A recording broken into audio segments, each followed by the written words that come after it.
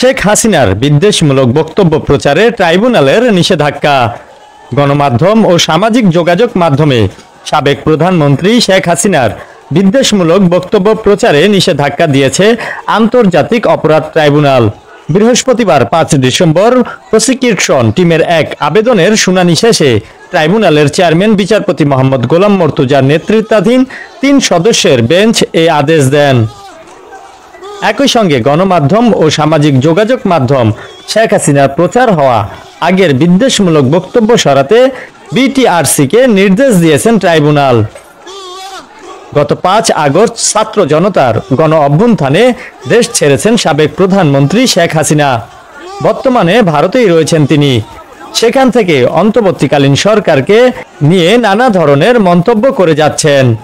নেতাকর্মীদের সঙ্গে ফোনে কথা বলেই সেই বক্তব্য আবার নিজেই ছড়িয়ে দিতে বলছেন। সেগুলো আবার সোশ্যাল মিডিয়ায় ভাইরালও হয়েছে।